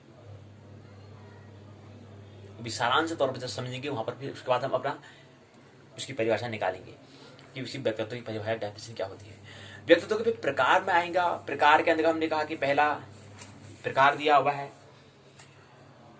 क्रे समर, जो पहला है उसमें क्रे समर हो गया। उसने उसका जो पहला भाग है उसको पुनः पहला, दूसरा, तीसरा, चौथा भाग है। पहले का नाम है स्थूल काय, दूसरे का नाम है कृष्णकाय, तीसरे का नाम है पृष्ठकाय, चौथा का नाम है मिश्र काय। पहला भाग। दूसरा भाग है फिर सेल्डन है। इसके अंदर पुनः इसके 3 भाग में बांटा है मित्र सेल्डन ने। 1940 से 1942 बताया मित्र का नाम है सेल्डन दिया है। दूसरा क्रेसर ने 1925 में दिया था। इसके पुनः क्या है, 3 भाग हैं, गोलाकृति, आयताकृति और लंबाकृति। फिर तीसरा मित्र युंग है। युंग ने भी इसके प्रकार दिए हैं, 2 प्रकार दिए हैं, अंतर्मुखी और बहिर्मुखी दिए हैं। अंतर्मुखी के अंदर यहाँ पर भी 2-3 बातें उन्होंने बताई हैं। जैसे पहली बात आती है अंतर्मुखी में, अंतर्मुखी चिंतन।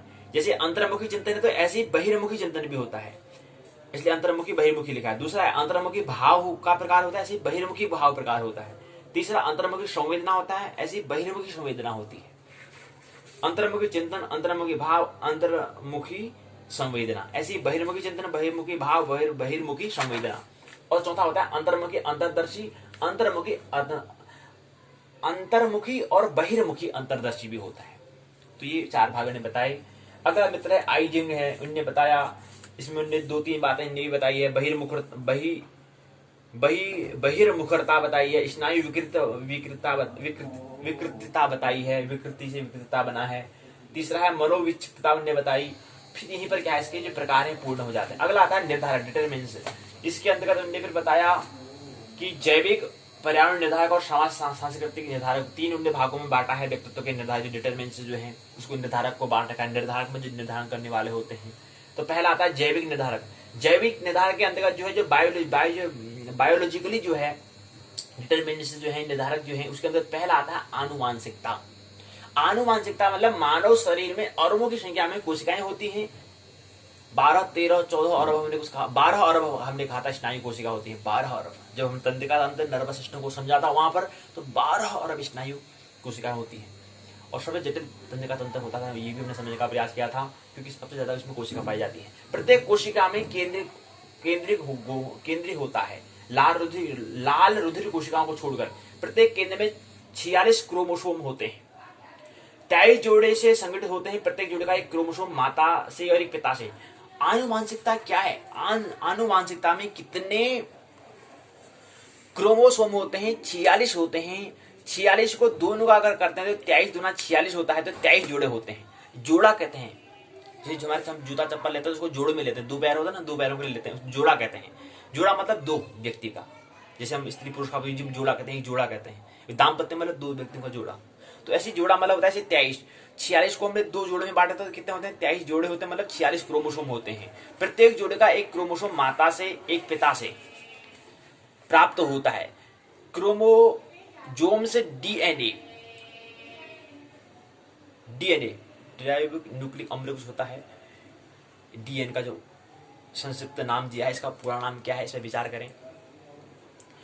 जीन डीएनए का एक भाग है जिस पर प्रोटीन निर्माण से संबंधित निर्देश लिखे हुए होते हैं। मानव जीवन में 30,000 से 50,000 के बीच जीन पाए जाते हैं, जिनमें से लगभग 20,000 पहचाने जा चुके हैं। जीन क्रोमोसोम से स्थिर होते हैं, याद रखना चाहिए। क्रोमोसोम जो है, क्रोमोजोम से जो है उसमें जीन उपलब्ध होते हैं। एक ही क्रोमोजोम में सैकड़ों या हजारों जीन हो सकते हैं। प्रत्येक जीन का संबंध एक निश्चित व्यक्तित्व के गुण के निर्धारक से होता है।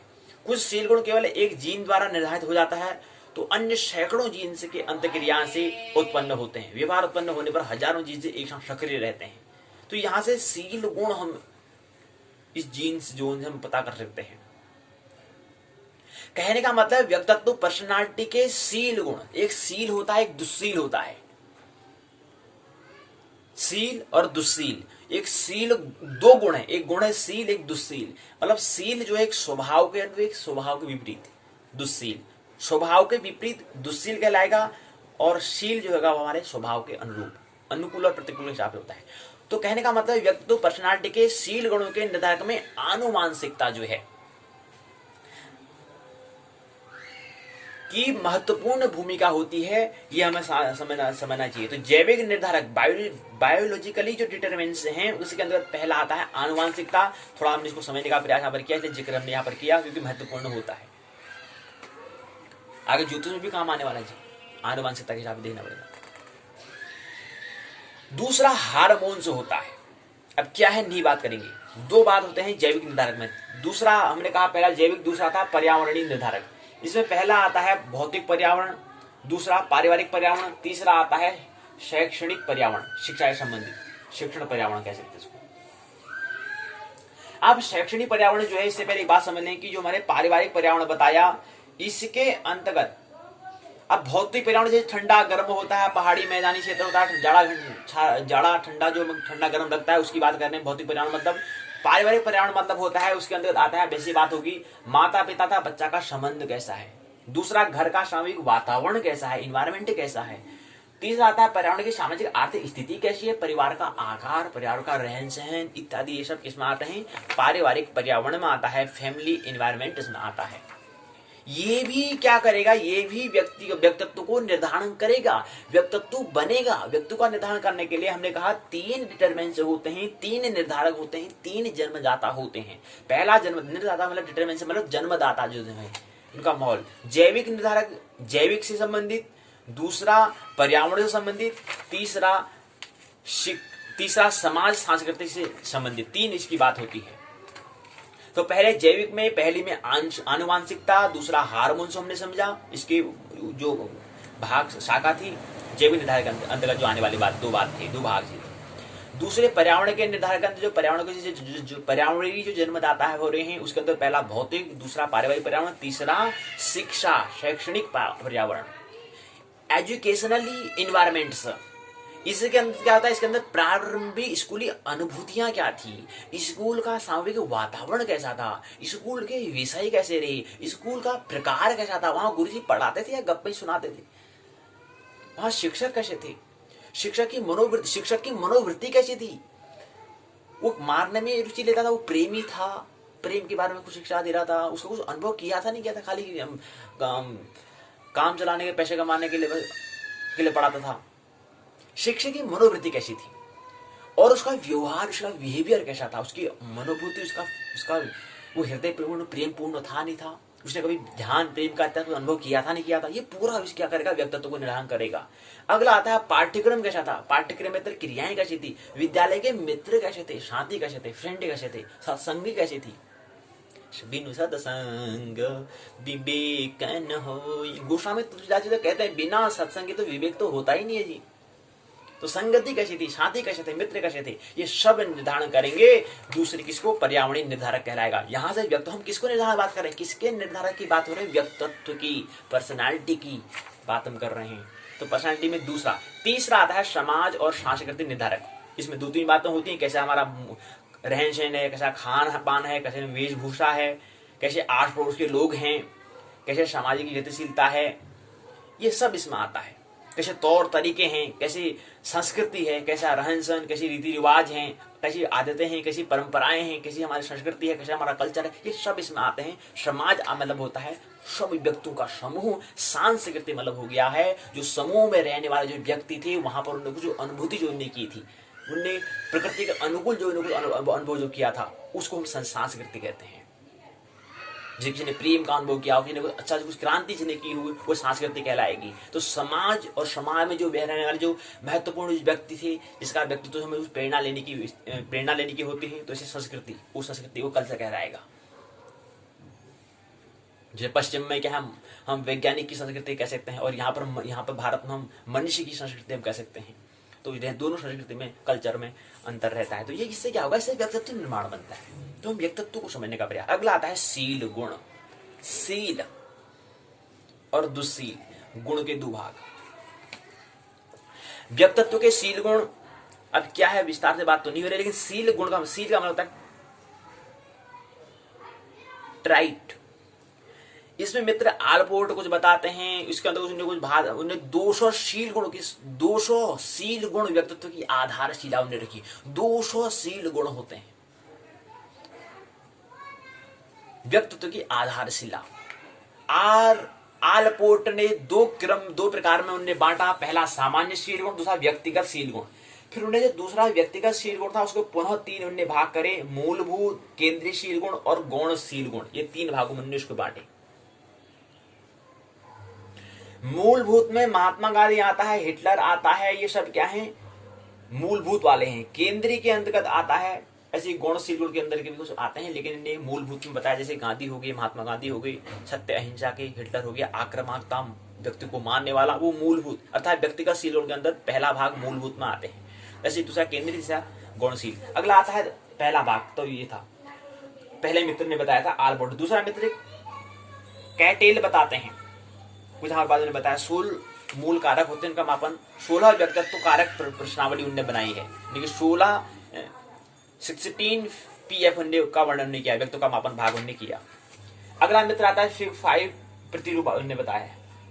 फिग 5 प्रतिरूप उन्होंने बताया है अन्य मित्र ने। इसके अंतर्गत 5 कारक उन्होंने बताया, आवेशिता, सहमति जन्यता, आश्रितता, सावेक स्थिरता और संस्कृति। ये 5 यहाँ बताए हैं मित्र।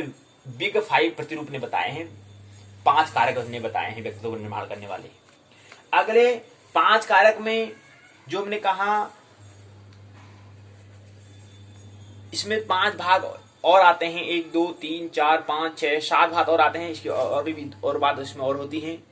पहली होती है स्नायु विकृतता, दूसरा होता है इस कार्य का विरोधी छोड़ ऋणात्मक संवेगशीलता, तीसरा बहिर्मुखता, चौथा इसका विरोधी कारण धनात्मक संवेगशीलता, 5वां 6वां 7वां दिया हुआ है, 6 यहाँ पर 7 यहाँ पर कुछ और बातें दी हुई। पहले में मित्र ने 5 कारक बताए हैं, आवेशिता, सहनशीलता, आश्रितता, सापेक्ष स्थिरता और संस्कृति। ये 5 बातें यहाँ पर दी हैं। साथ ही साथ कुछ और बातें भी होती हैं कि अध्ययनों में बच्चों, कॉलेज विद्यार्थियों, पूर्ण वयस्क स्त्री प्ररूप और विभिन्न भाषाओं को प्रदर्शक का आधार बनाया गया है। प्रतिदर्शक में संयुक्त राज्य America, Canada, Finland, Germany, Japan, Poland, Philippines, चीन और अन्य देश के व्यक्ति सम्मिलित थे। तो वहां शोध के हिसाब से शोध उन्होंने करा, तो वहां से 5 कारक हैं जो सभी द्विध्रुवीय हैं, सभी के लिए है। तो शोधकर्ताओं ने बीच में एक बात की सहमति है कि व्यक्तित्व के निम्नलिखित 5 कारक होते हैं। 5 कारक। अब स्नायु विकृतता में 6 गुण होते हैं, चिंता, क्रोध, आवेग, विषाद, आत्मचेतना, आवेगशीलता, अति संवेदनशीलता। दूसरा बताया है। तीसरे में बहिर्मुखता में 6 विशेषताएं होती हैं, उत्साह होता है, सामुदायिकता होता है, निश्चयात्मक होता है, क्रियाशीलता होता है, उत्तेजनात्मक पसंद होता है, धनात्मक संवेग होता है। अगला विरोधी कारक धनात्मक संवेदनशीलता होती है।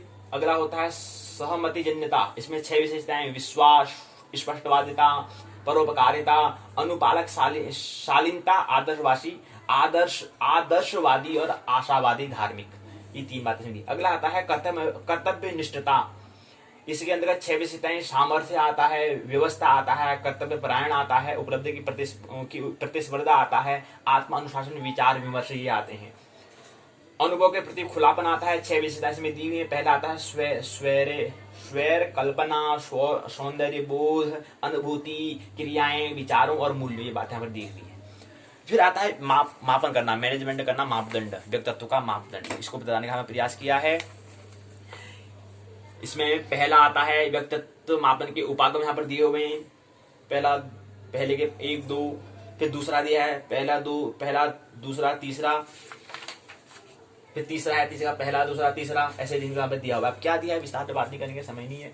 अगला आता है सिद्धांत निर्देशित प्रश्नावलियां, इसमें दिया है पहला भाग, इसमें आता है इसका एडवर्ड्स व्यक्तित्व वरीयता अनुसूची, एडवर्ड्स व्यक्तिगत वरीयता अनुसूची, ये यहाँ पर दी हुई है।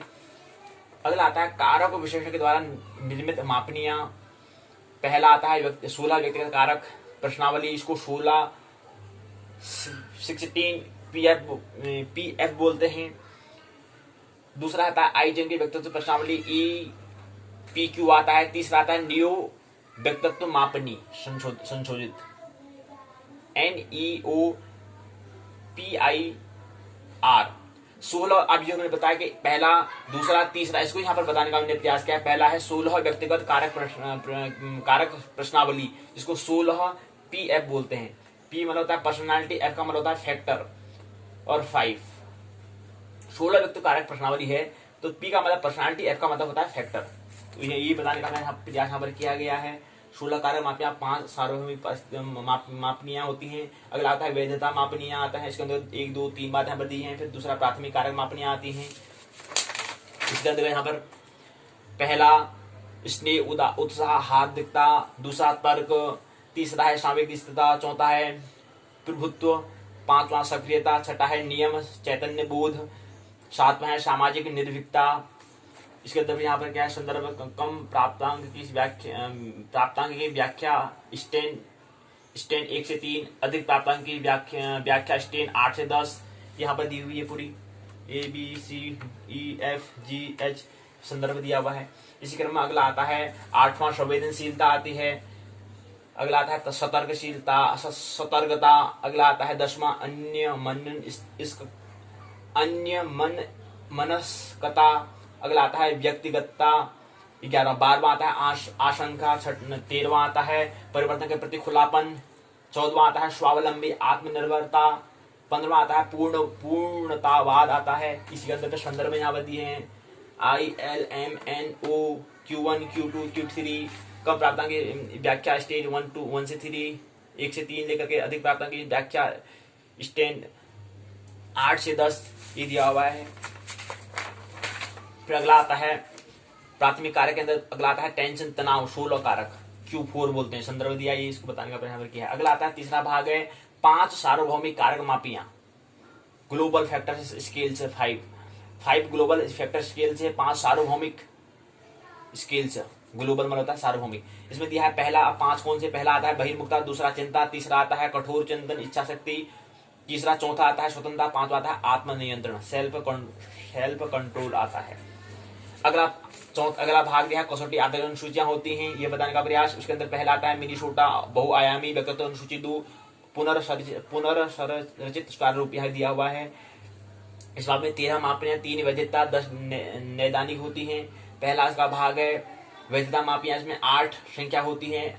7 संशोधित एक नई फिर बाद में करी है, नहीं आई है। तो 8 कौन सी हैं? वैधता मापने में 8 हैं, 8 संख्या है। पहली संख्या परिवर्तनीय पहला, दूसरा, तीसरा, चौथा, पांचवा, छठा, सातवां और एक आठवां। उसका दूसरा आता है उच्च क्रम और पुनर्संगठन मापनियां में पहला आता है उच्च क्रम मापनियां 3 होते हैं, इसके अंदर भी 3 है, पहला, दूसरा, तीसरा। उसका फिर दूसरा जो है इसके दूसरे का दूसरा भाग है पुनर्संगठित नैदानिक मापनियां 9 होती हैं। पहला होता है निराशाजनकता, कार्य की शिकायतें, धनात्मक श्रम की कमी, दूरदर्शिता, समाज विरोधी व्यवहार, उत्पीड़न के विचार, दुष्कृतिता, नकारात्मक संवेग, विपथगामी व्यक्तित्व, अल्प उन्मादी क्रियाशीलता। अगला तीसरा आता है इसके पहला कायिक संज्ञानात्मक होता है। अगला जो भाग है उसका पहला है कायिक संज्ञानात्मक, इसकी संख्या 5 होती है। 1 2 3 4 1 2 3 4 5 यहाँ पर दी हुई है। फिर तीसरा आता है आंतरिकता, इसकी 9 होती है, 9 यहाँ पर दी हुई है पूरी। तीसरा में बताया कि इसमें 4 मापियां होती हैं, किशोर आजना समस्या, मादक द्रव्य दुरुपयोग, आक्रामकता और सक्रियता।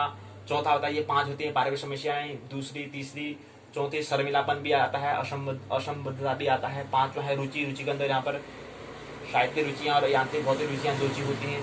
फिर अगला भाग है इसमें, इसके भाग में पहला, दूसरा, तीसरा, चौथा 5 भाग यहाँ पे दी गई हैं। फिर यहीं पर सारांश वाली बात होती है, यहीं पर इकाई पूर्ण होती है। सारांश कुछ बातें समझ लेते हैं। पहली बात है व्यक्ति के मानसिक और शारीरिक तंतु का गतिशील संगठन है। व्यक्तित्व क्या है?